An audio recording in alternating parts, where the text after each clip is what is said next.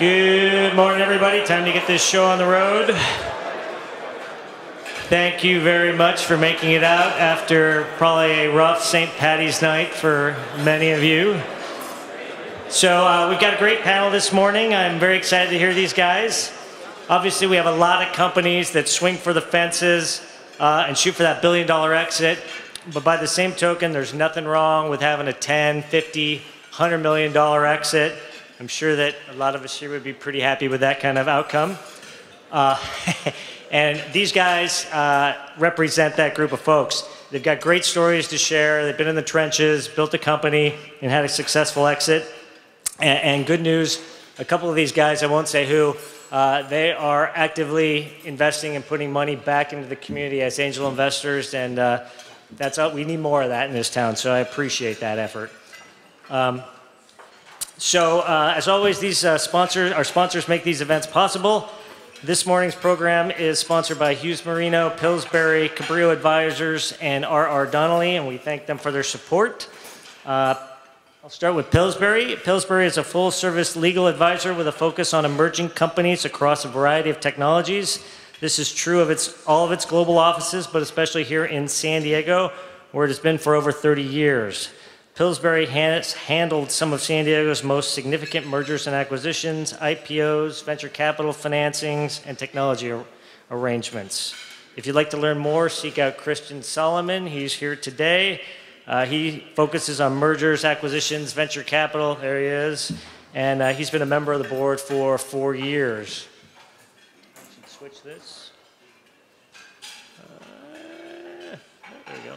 R.R. Donnelly is a leading provider of virtual data room services in San Diego.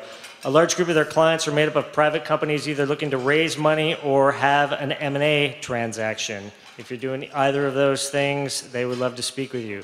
Mason Matthews is here today. He's a board member and former chairman. Please feel free to speak with him or anyone from the R.R. Donnelly team.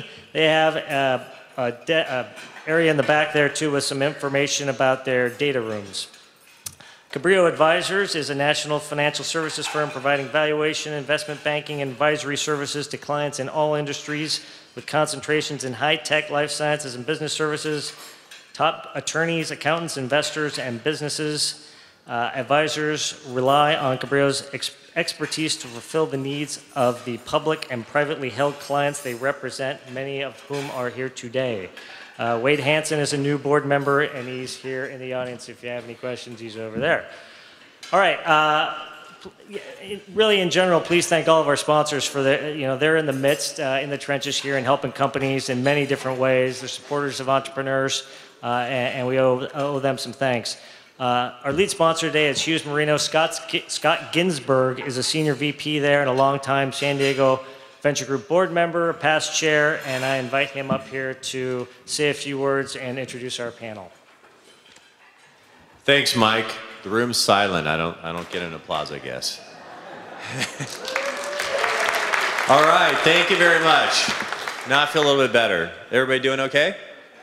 So to echo on Mike's comments, this organization is near and dear to my heart. As he mentioned, I was past chair. I've been a volunteer here for, I don't know, 10, 12 years. I really enjoy it. I enjoy helping companies. I love seeing them grow. San Diego is my hometown for, 75% of my lifetime.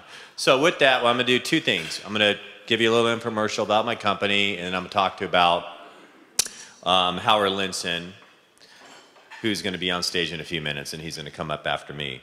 So as Mike mentioned, my name is Scott Ginsberg at Hughes Marino.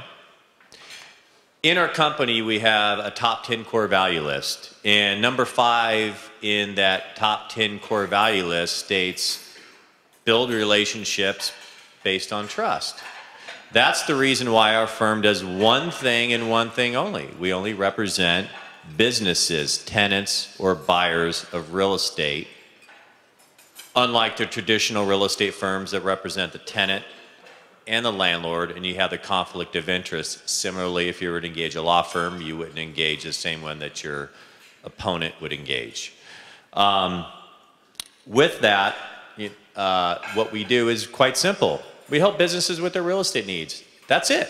Whether they're looking for their first office space out of their garage, upsizing, downsizing, managing their improvements, expanding, contracting, even helping with a lease renewal, because that's the most profitable transaction for a landlord, and a lot of companies don't understand how to extract the value out of that. We work with over 3 million square feet of active, ongoing client transactions in any given time, 3 times that of our competitors.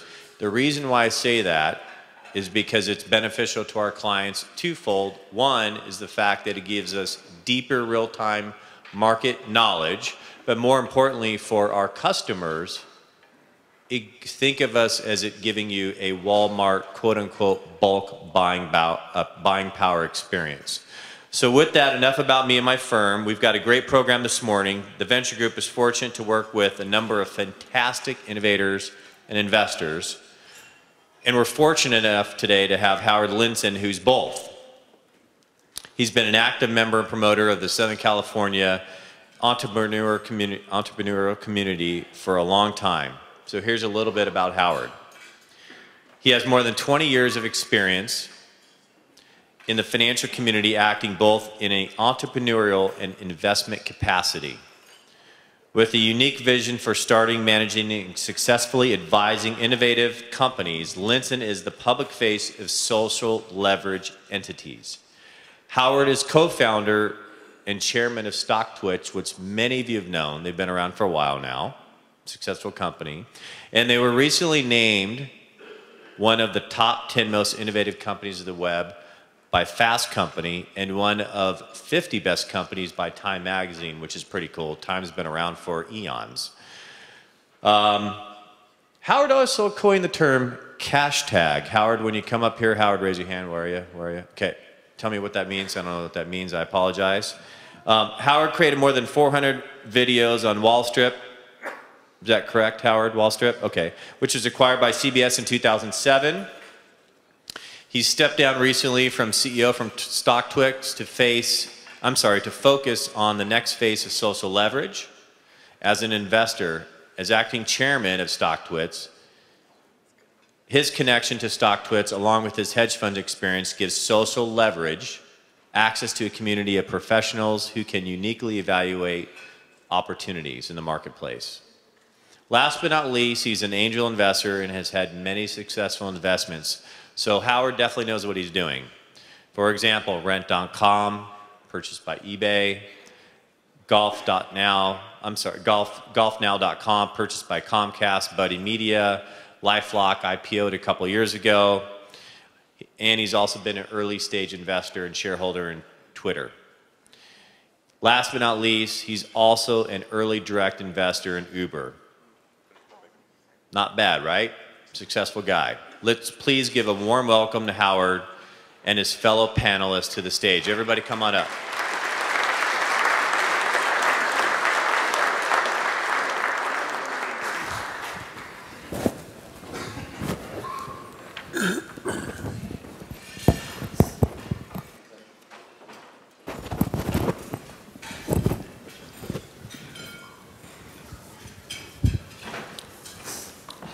Hi, everybody. Great to be here. I just got back from South by Southwest.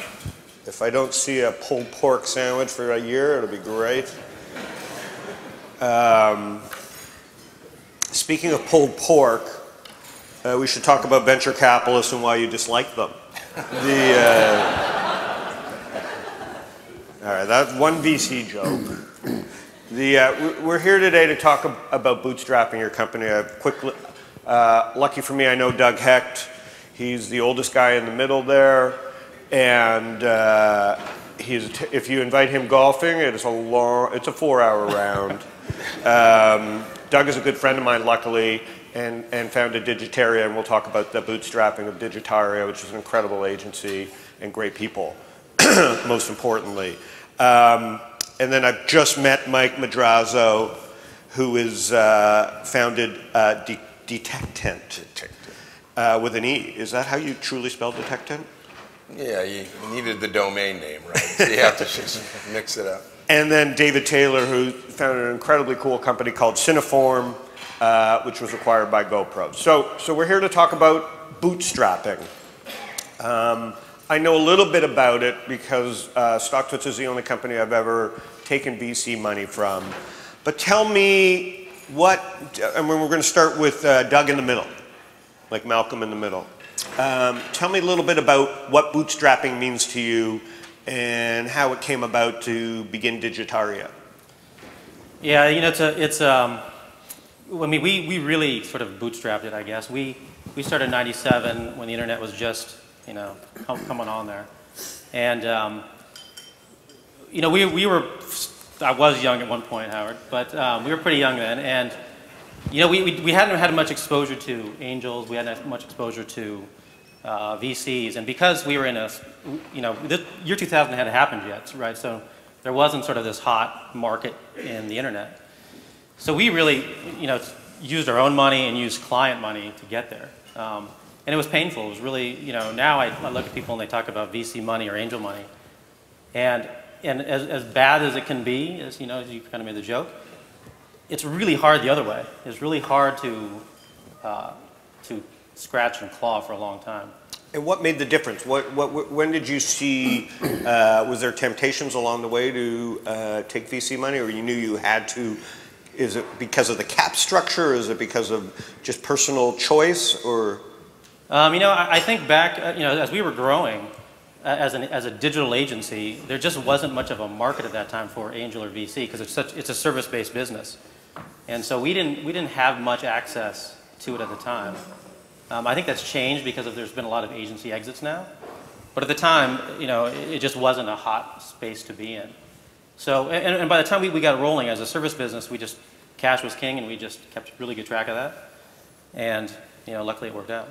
We'll dive deeper into structure, but Mike, same question. Bootstrapping, what does it mean to you? What were the options available to you, and why did you go with Bootstrap? So I was probably fortunate in really with just a single person company myself. I was able to, I had some contacts at a utility, so we service the electric, gas, and water utility industry, and had some contacts from a previous life in the research department at New York's utility, Con Edison. And so I was able to get a small research contract, then a proof of concept, and it worked. And luckily to get, you know, $750,000 worth of funding for a single man company with a multi-billion-dollar utility. So little different story. So corporate funded, kind of a without ownership. So it was quite a good deal. No ownership, a little bit of royalty, but only in the form of fee reduction. So real good structure.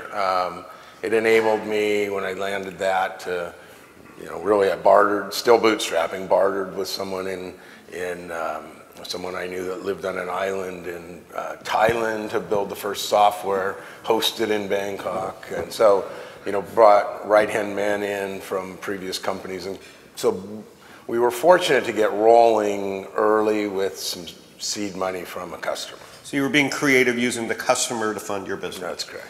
And how early into the business was there revenue? Right from that first customer? Was that part of the deal? They were the customer? Yeah, so they gave, you know, one man, me, got a $750,000 contract. That was services and the software, and we had a year, and we were up and running. And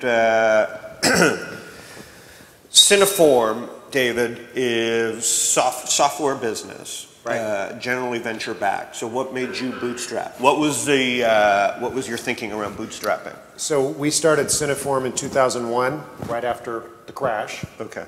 So VCs were scarce at that point. Also, we were in a space that wasn't at that time a particularly hot space for us. We did, however, interesting story, get $1 million of senior secured, convertible debt, which later converted, but it was convertible debt from a VC who then went bankrupt, for those of you who... So it's a good story. Like that, but, it's a but this was at the end of that internet era after, if some of you recall, CMGI went bankrupt as well. It was a similar structure of a VC who had gone public. So that thrust us into a situation where we essentially now had $1 million of debt and no equity. And we ended up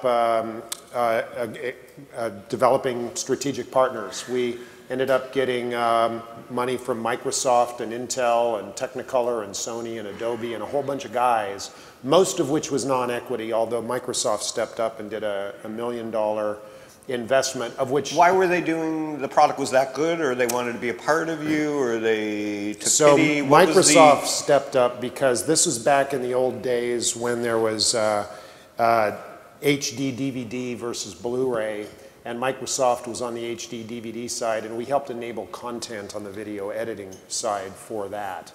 And we were part of the infrastructure. And so they ended up doing an investment. Especially when we mentioned that we had an offer from Apple, Microsoft came to the table the next day. It was actually very funny, but anyway.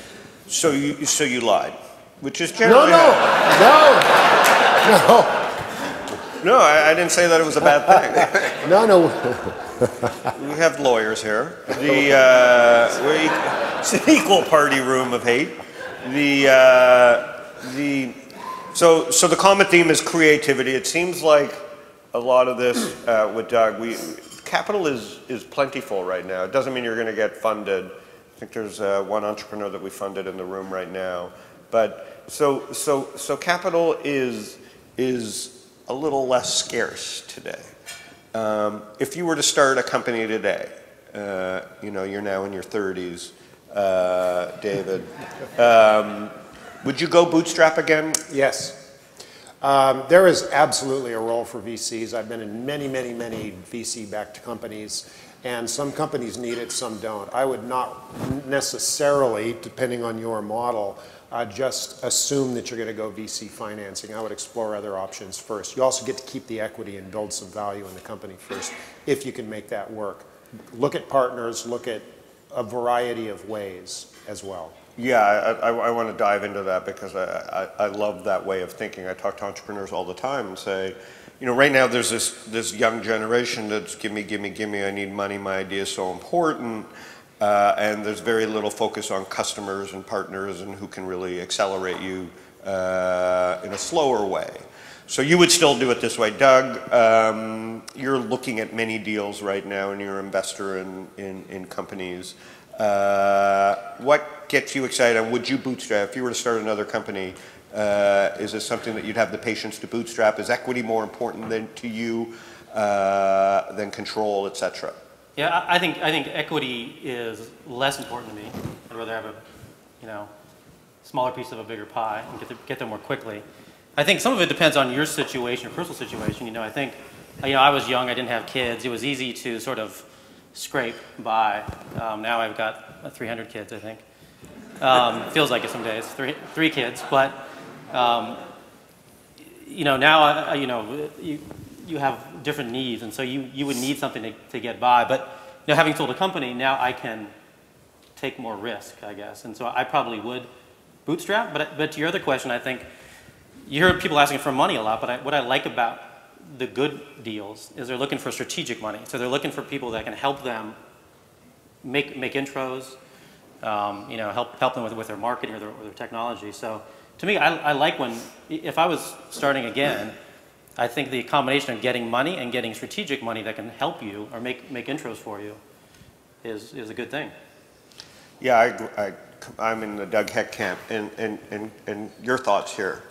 Well, I think it depends on what you're trying to do, right? So there are certain markets where it's trendy, and the bubble's gonna happen quick, and if I was going after something like that, I would probably get money from the beginning, because by the time you bootstrapped it, it might not be there. But I agree. I would probably, if it's something more industry focused, I would probably get it going first, but maybe raise money, kind of growth capital later.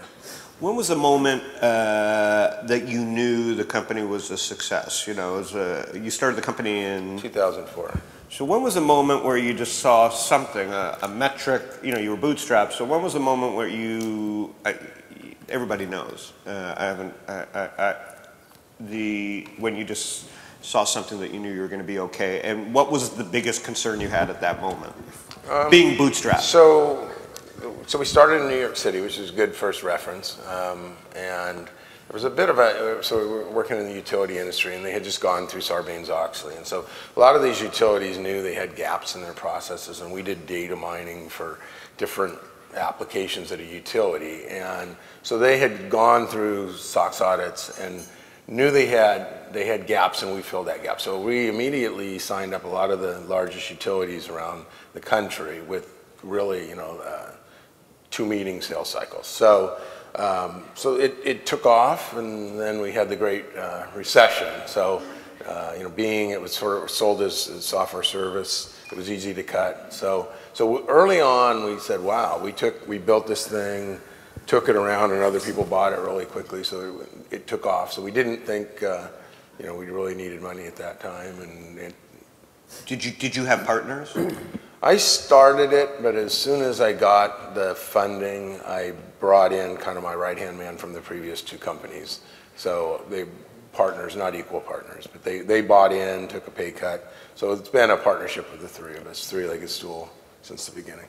And with Digitaria, same question. When did you know, or when did you figure out the acquisition model, or at what point did you know that you and your partner Daniel were on to something?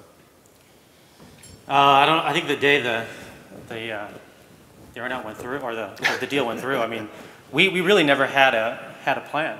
I mean, we knew we just needed to service our customers. Why is Doug here? No, what are we teaching the youth of this town? No, I think, honestly, right, Howard? Someone's gonna hold that up here. We were just trying to deliver a good product and run a good company. And so when they first came knocking on our door, it was 2008. This is WPP. WPP, yeah. And at that time, we were a decent-sized agency, but we weren't necessarily on the national radar. So we were surprised. But then the economy took a dive. They couldn't make any more deals, so they went away. And that's when we really started focusing on exit. And so then we had in our mind, how do we maximize our business for exit? But in our business, it was always about just always doing the best we could, and we knew if we just kept our heads down and did the best we could, that eventually great things would happen. So you weren't, as a bootstrap company, you weren't thinking about selling. You weren't thinking about an exit until something came to you. Yeah, it kind of came out of the blue when we knew at some point we would have to exit, but where we exited was earlier than we thought we were going to exit. And Mike, same thing. Were you, when you started the company as a bootstrap, were you thinking, oh my God, equity, because I know this is going to get sold, or? We planned, when I brought the other 2 guys in, they didn't know each other at that time. We made a 5-year plan. So we had a 5-year that went with the Great Recession to 10. So 5-year plan executed in 10. You seem anal, so 5 years sounds about right. Does any 5-year plan work? Without the Great Recession, it might have. I mean, that was a big blow to a lot of small companies, and but 5 was probably aggressive. But we saw, as I said, it was interesting that there just seemed to be a pent-up demand for what we were brought to the market. And how, as a non-VC backed company, because VCs come into a deal and they have their options formulas and they have this, who advised you, and how did you structure a deal with 2 new people into a bootstrap business? Who advised you? How did you get through that? In terms of splitting up the pie? Was it just by feel, or was it by... so I guess I had some experience in that I kind of grew up in a little startup that I ended up being the VP of engineering, and we exited in '99. So I had the experience of seeing a lot of good things and a lot of bad things that went on in that company, and I kind of took the good and did the opposite of the bad and used that to build the model. Okay, great. And so, and David, same question. You came out after the bubble.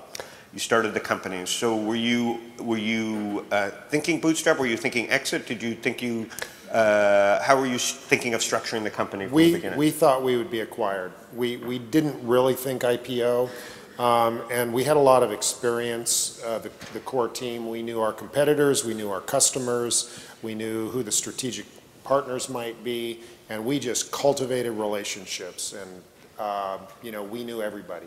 And so the way it ended up working out is we ended up having a couple of acquisition offers, but they were from people that we knew very well and we had worked very well with.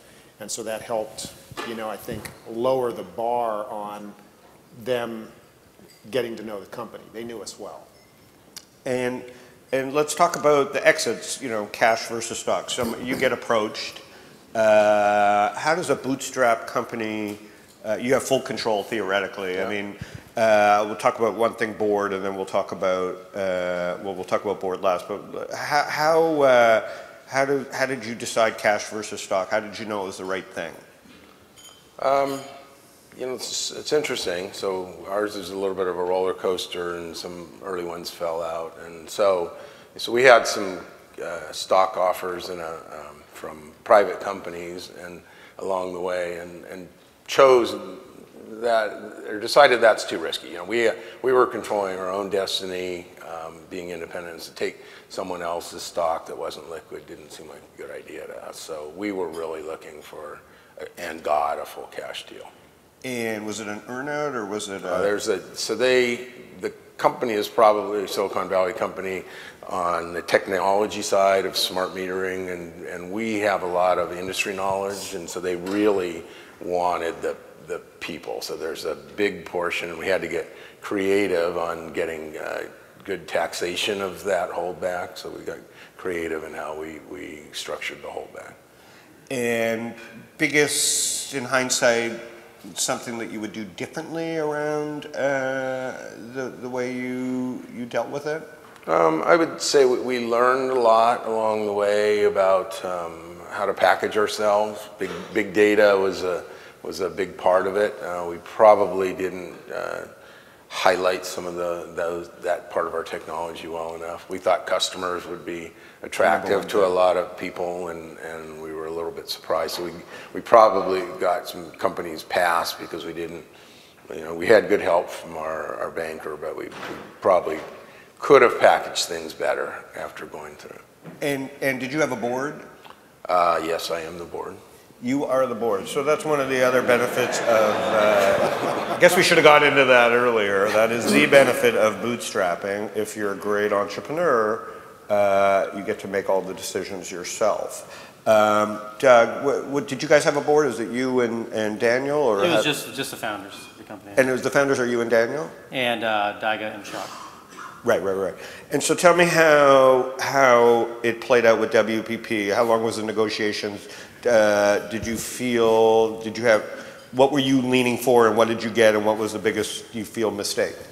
So they came to us in 2009, and it took about 9 months to get it done. It was a good time to sell because everything was cheap. Housing was cheap, and stocks were cheap, and so we felt like selling at that point, our money would go further, right? The deal with WPP, they have a formula, and they very rarely deviate from that. So they knew what they wanted to do, and there were certain things that we fought over, things like working capital. That we were a very well cash flow business, but they had a giant number they wanted us to leave in working capital, which is the same way of saying we want to pay you less because we want you to leave a lot of money in the bank. So we fought over that quite a bit, and that probably took a few months. Beyond probably that, there wasn't a lot of room for negotiation. They kind of dug their heels in. I think our mistake was probably not shopping around enough. Because they came to us in 2008 originally before the crash, we were a little pregnant with the deal. And so, we had a lot of time to think about it. And so when they came back after the economy recovered, we were ready to go. Yeah. And so we shopped a little bit, but not nearly the amount that we probably should have shopped. So we were a little bit probably eager, but it worked out. But we were a little eager. And that's the lesson. We sell our homes, we sell different things. All those things that happen to us around the event and in the economy affect those moves. For you, same question. When GoPro, was there a bidding war? Was it just GoPro? So and how did it all come about? We essentially had 2 offers. They were sequential, but they overlapped. We had a first offer from a relatively large Bay Area company whose name is akin to, clay soil or something like that. And from the day we signed that agreement, the arrogance of this company just drove this deal towards the ground. It was not in a good situation. They were very difficult to negotiate with. They weren't really concerned about the well-being of the finances of the company. And we had been working on a project with GoPro, and they kept whispering to us that we should be part of them. And there was a tricky timing with this because you're always locked up from talking with other companies. But ultimately, GoPro came in and we were able to work around the lockup issues and ultimately did the deal with them. And the way that worked then is we got a very good offer from GoPro. All of the problems that we had with the other company, we were able to get through. And the deal with GoPro went very, very rapidly. GoPro was young at the time. Of course, they were only about 50 people at the time. And so what made you believe you were betting on them as well? What made you take so much of your life's work, what was it, 8 years, 7 years, yeah. and play it into a 50-person company? Well, that is a very good question. We did have some of those questions, but ultimately the deal structure in itself was better for us than the deal with the larger company as well, in which case the common shareholders in the original deal weren't really going to make any money, and that was different in the GoPro deal. The common shareholders were going to make money. It was a combination cash and stock deal. And ultimately that benefited everybody very, very well. And so let's flash forward to today. Are you still at GoPro? No, GoPro acquired us in February 2011. I stayed through the year of 2011. They really wanted our technology, which remember was video editing and effects related. They wanted to turn that inward towards themselves, apply it to their own cameras, and they didn't really need the passionate, opinionated founder helping them with that. And so they were very good to me, but we agreed that I should probably not be part of them longer term. So I stayed through the year of 2011 and then left at that point. Entrepreneur approaches you today. What inspires you? What is it about?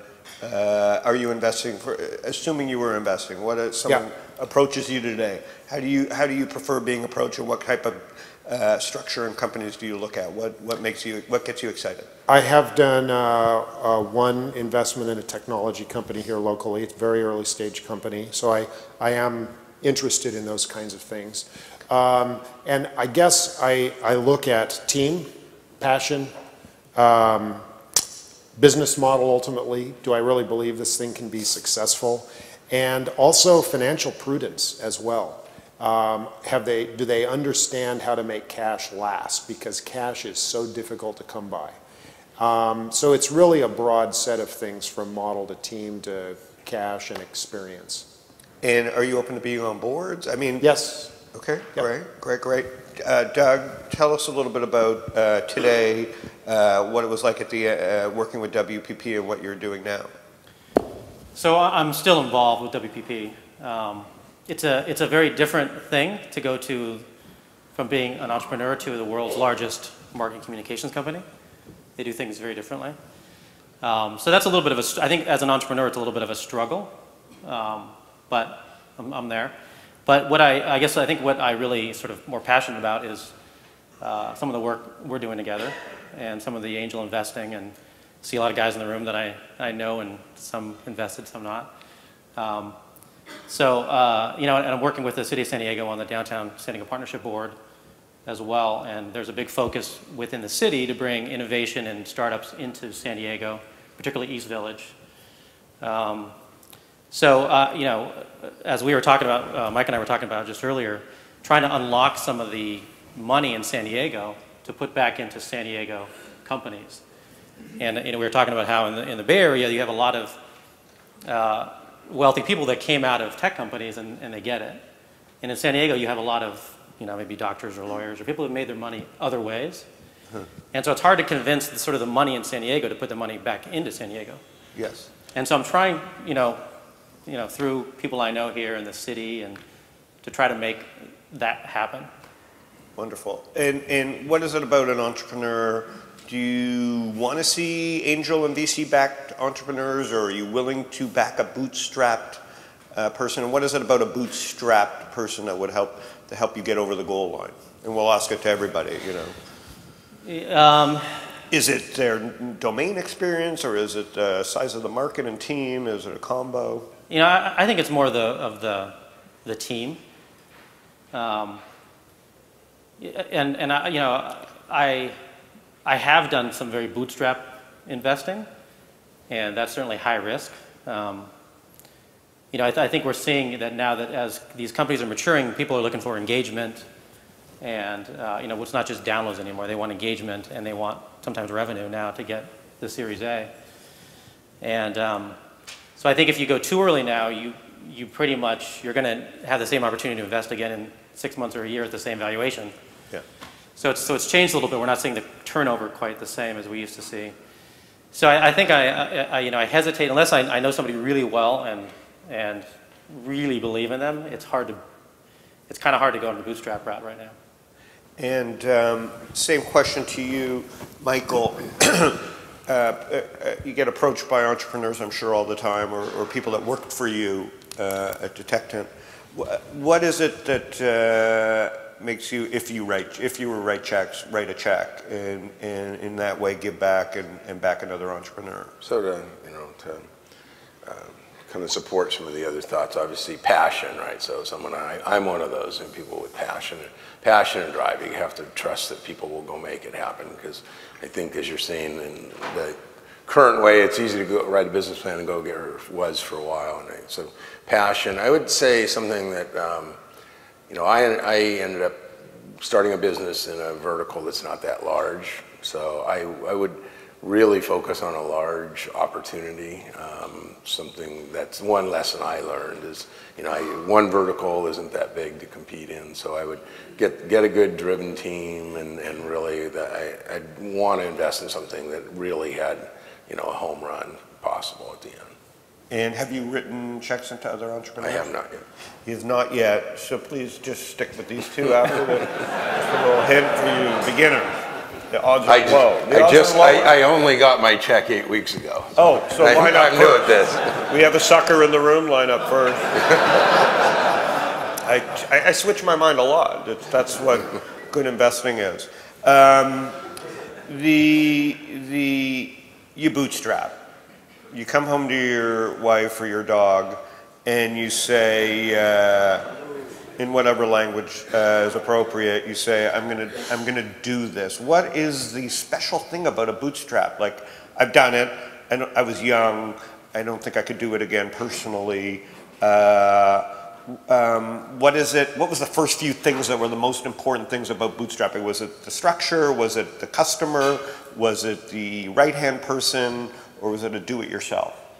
I don't know. I would say in all my roles, I've always, I like the marketing side of things, but I also like creating things. So that's probably just the excitement for me. It's not even, although, you know, when I got partners together, I had to make a plan.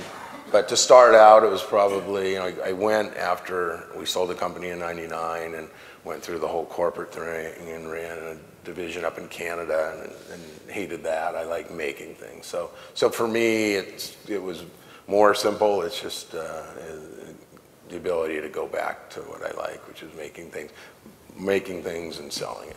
So real tangible type. Well, you were software, so it's not tangible, but real products. Yeah. And are you biased towards engineers? Do you, as an engineer? One. I know. So as an engineer yourself, do you feel like that is something that you're going to stick to an engineering type roles, like people you back or people you work with? I probably would. Just being that's the area I'm comfortable in. I feel to evaluate a technology to invest in or grow again, I think I would have to understand it. So I think I would be on the technical side. Do you think the engineering degree helped? As a founder, just being able to understand the way you see things. Well, I would say, even though it was software and I'm a mechanical engineer, So that really wasn't related, but understanding the customer's business, I would say it helped there. You know, you get credibility, you know what problems to solve. So I would say having an engineering background definitely helped our business. Again, not from necessarily creating the product, but understanding what to create. And Doug, your bootstrap, no plan, because I think I agree with you. It's very hard to have a plan unless you have domain experience. And even if you have domain experience, you're out there scrapping. What were the key things right at the beginning that were most important to a bootstrap that you think helped 10 years later? Like, yeah, I mean, there was definitely a sense of desperation. I mean, you don't want to fail, right? And I think if you have good people around you on your team that have that same sort of desperation and do anything you need to do to get it done, you know, it's fun because you have people around you that you're sort of commiserating with. But also, it's energizing. And so when I think about, like you said, you know, come home to your wife and dog and 300 kids and say you're going to do something again, you know, you better be committed, right? Because that's not going to go over very well with the wife or the 300 kids or the 2 dogs. So you have to be committed. And I think when I, you know, as I've had more time to, you know, pick my head up after being in an earnout for so long, you know, you can get worn out by an earnout. And I think that every now and then. Thanks. I just started. Oh, sorry about that. But you get once you hear something you're passionate about, you know, it sort of revives. It's sort of like a revival of doing, because as your company grows, you know, as you know, if you're an engineer, you're a creative guy. As your company grows, you suddenly aren't doing any of that stuff anymore. And the reason you got into the business sometimes, you don't even get to do anymore, because now you're running a business with telling a bunch of people how to do the job you really love to do. Yeah. You know.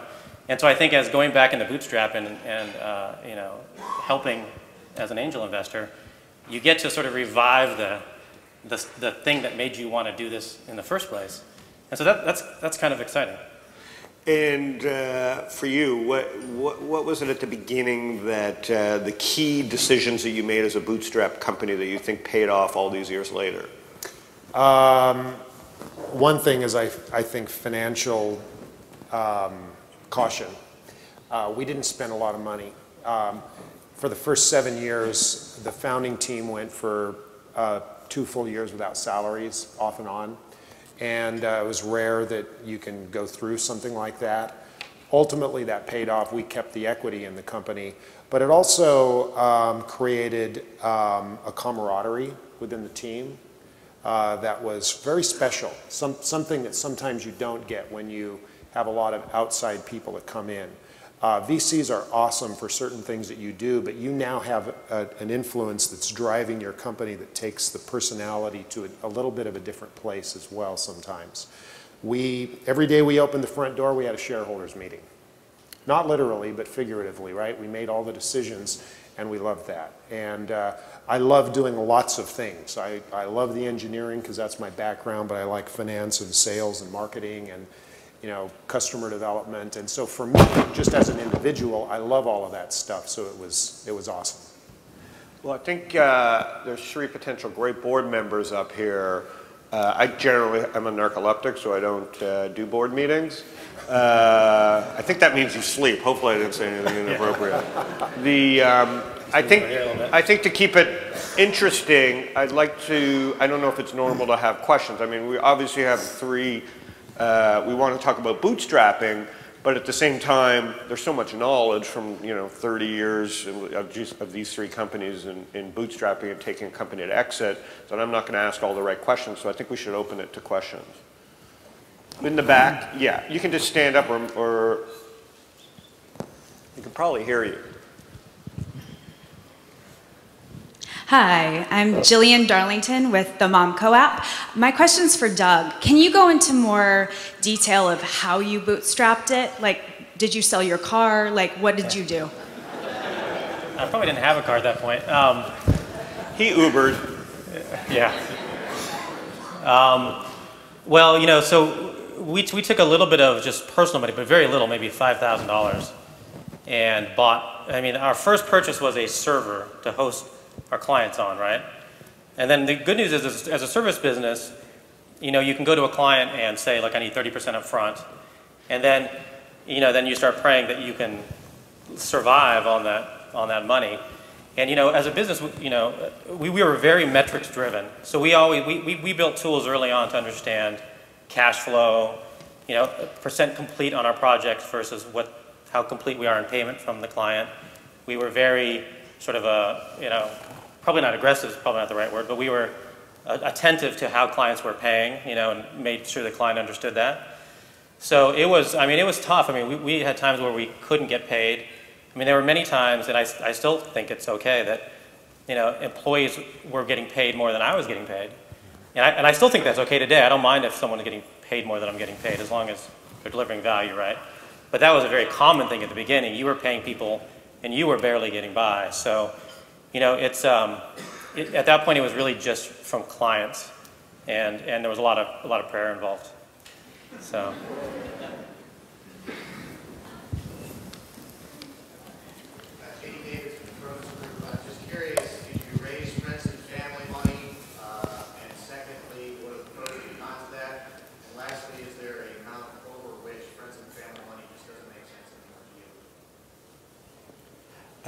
Was it to everybody or just, go ahead.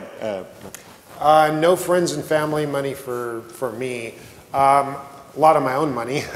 I'm hesitant to bring in other people in the early stages of a deal like that because I'm always sensitive to friends and family and the use of their funds. So we didn't do that. We went more the strategic partner route right away where we thought we could offer some real tangible value to them. Yeah, we didn't do friends and family. We just did our own money at that time, which was very little. And I would be a little nervous unless I had very wealthy friends and very wealthy families that could afford, you know, to take a flyer. So yeah, I said we got funding, but you still have to manage cash flow, right? And so we did. When I brought in my two partners combined, we put in about $250,000, just really not to build the product because the customer was paying for that, but collecting money from billion-dollar corporations in a timely manner is hard. But no, I can't imagine actually, you know, doing the friends and family thing. It seems complicated to me. Until Stockton's, I had only raised friends and family, and I think don't lie to yourself. If you're going to raise friends and family, it's that old know your client rule. Everybody around money is passive aggressive, including institutions. It's a rare breed of investor that isn't. So especially with friends and family, which I've had luckily good success with, it's been people, it's a little higher level of respect that you must have for that. Because they're giving it to you knowing they're not expecting to be successful. And so I think you have to take that little extra care. Probably ex-friend and ex-family in most cases. No, just my first and second wives. I kid. She's going to hear that. It's one wife, 19 years. And 80 dogs.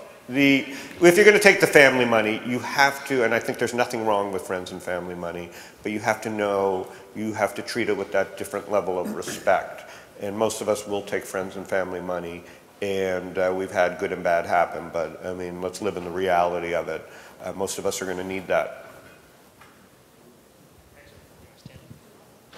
This question's for all you guys, was your exit something you guys were kind of always looking for, and when an opportunity presented itself, you struck?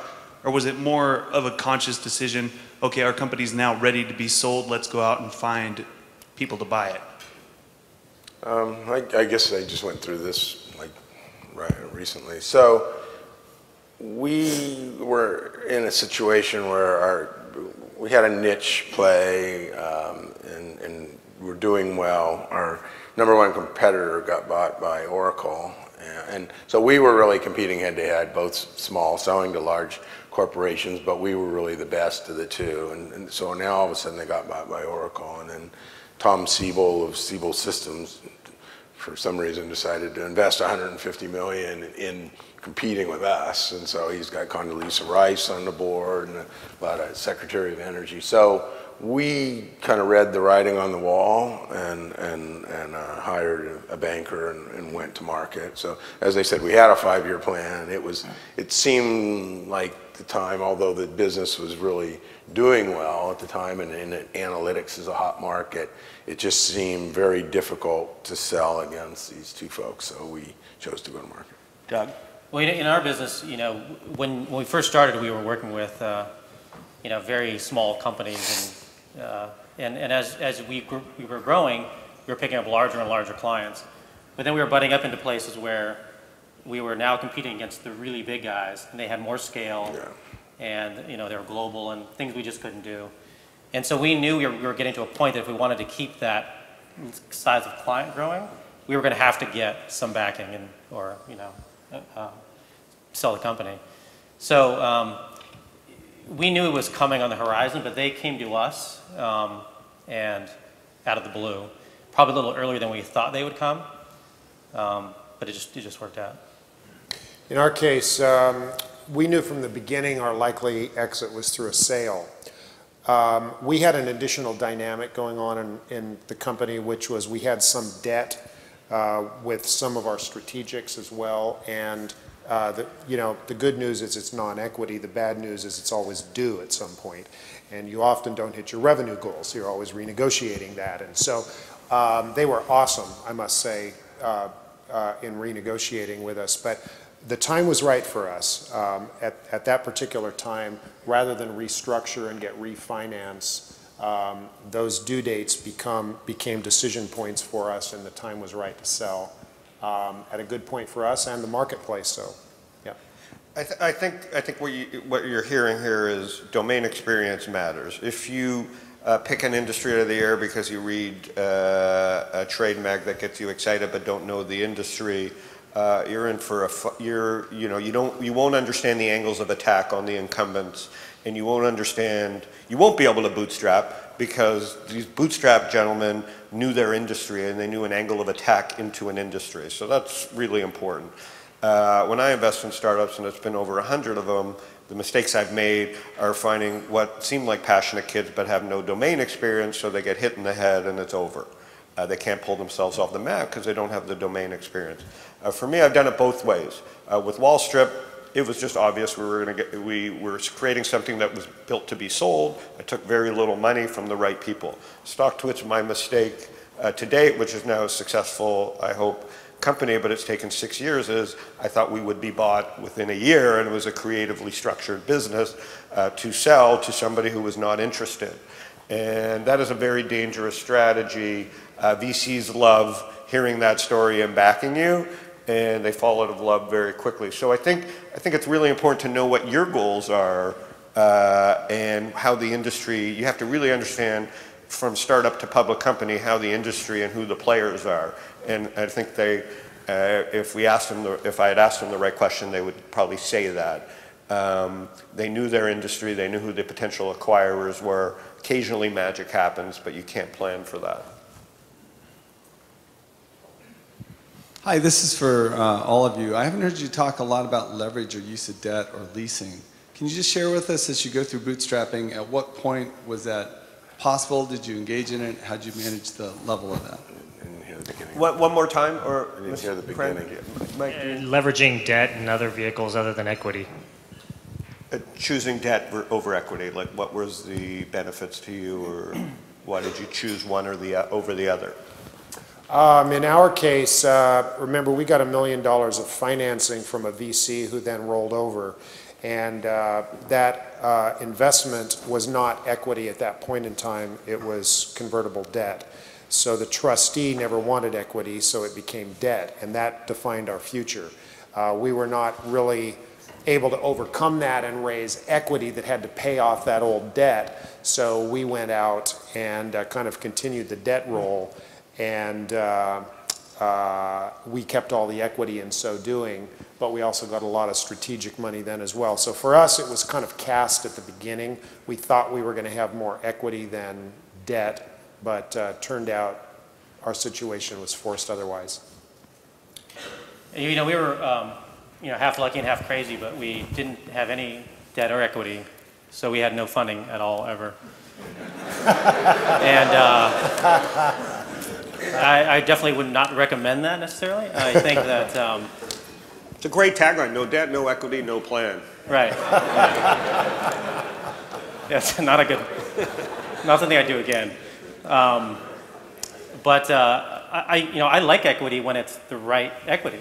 I think, in talking to, again, through sort of my angel life, I like talking to, when I talk to somebody, they say, look, so I'm a marketing technology guy. When they say, hey, would you be on the board, or would you like to take a, more of an active role? To me, I like that. I think those are people who are seeing that they need help and are open to help and guidance. And I like that. I think you get the right equity, it should have more value to you than debt. So I also don't have a lot of experience, so yeah, we were fortunate to be cash positive from day one. We often were approached about taking capital, and we went back and forth. And so it's an interesting decision when you've done pretty well on your own. You can always do better. Are you going to? We toyed all the time with, do you give up something, and will it make us grow faster? And we never did. But that was I would say, after we got to the end of 5 years and we didn't sell, then we kind of toyed with that and didn't end up going that way. The trade-offs are, if you're going to take debt, you're going to be forced into different types of cash flow situations and the type of revenue. I think you want to chase the right revenue, not just revenue. So I think you have to really think through the stuff, same as friends and family, debt over equity. You have to really think about how you want to position your company and what kind of revenue you want to take. I've made the mistake where we took revenue for the sake of revenue, and that's just spinning your wheels in a way. So I don't think there's a perfect answer. I think you really have to know what you want. Good morning. You guys were all terrific, and I can only assume that Howard said no women at this talk today. And I'm kidding.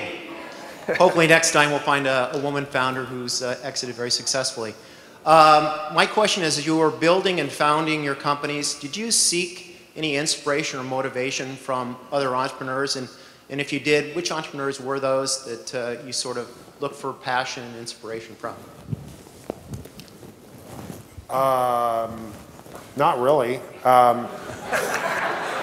We had a lot of, as a founding team, we had a lot of domain experience. And so we kind of knew what we wanted to do with our company. And I didn't know anybody else at the time, I guess, who was doing a whole lot what we were doing. So we just literally put our heads down on our desk and kind of went after it for a long time. Inspirationally, no. We were probably naive. We just went out and did stuff. And we did have inspiration, so that's something we had, right? So we looked at there's a lot of, there were some good agencies in the early 2000s, like Razorfish. There was a guy named Jeff Dotchess who was, I think, on the cover of Time or something, because he was sort of the rock star of the year 2000. And a guy I've spent time with and heard many crazy stories. But, there were some sort of rocket ship rides of agencies in the early 2000s. And we took as much inspiration as sort of caution from some of those stories. But yeah, he did some very interesting things, had a record label and party with Leonardo DiCaprio in New York. I mean, it was weird, But the one thing he did tell me is he cleans his inbox every day, and I'll never forget that. That's my takeaway. So I definitely relied on, I have a network of friends that have started companies, and I didn't ever get a formal board because I think I had a network of advisors.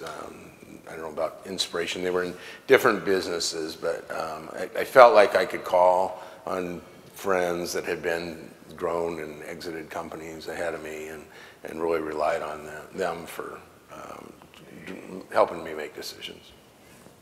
For me, I'm inspired by my enemies, or things that are broken. For me, it was CNBC, how people were taught the language of the markets. So that's always inspired me. So So I figure I look at the world in a really upside down way, so it would be hard for me to be inspired by people in my industry because they're doing it wrong. It's a dangerous model. It's kind of a, being an entrepreneur like Larry David is a comedian. But it's worked for me. So I think the inspiration for me comes from reading other smart people. I'm inspired by the lifestyle choices of San Diego and Coronado, so it's not so much people as places and lifestyle. So I think it's a good question because we have to be true to ourselves, who is that inspiration and why they're inspiring us. Because in the end, look how successful they are and you get money, but you have to have a reason for doing all this.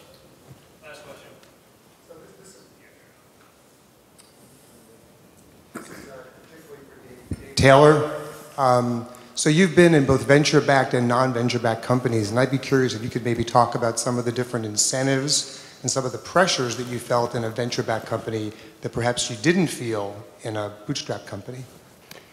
Yeah, good question. I think let me compare kind of a successful venture company that I was in.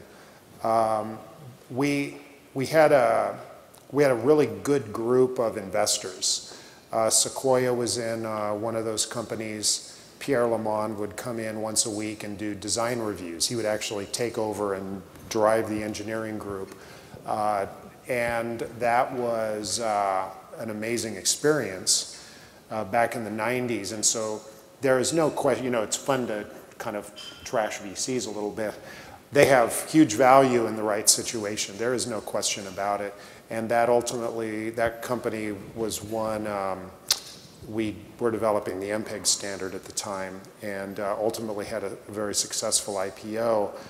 Back in those days, for semiconductor companies, you needed a lot of capital too, so you didn't really bootstrap semiconductor companies back in those days. But it was also stressful to have a VC come in every week and kind of beat you over the head with things and why didn't you get this done and that done and why didn't you do it differently and you're an idiot, Whereas I mentioned at Cineform we would unlock the front door and have a shareholders meeting figuratively and we were in control, but we also didn't benefit from some of the external minds as well. So we were as good as our collective minds as entrepreneurs, but I found that very satisfying, I must say, as well. And so we had a bigger pot of we were bigger fish in a littler pond. Ultimately, that worked out well for us. The dynamics are different. I think some companies need VCs, some don't, and you really have to look at that as an individual decision each time. All right. Thank you guys for your time and insights and for also giving back to the community both with your time and your wallets. Big hand for the guys.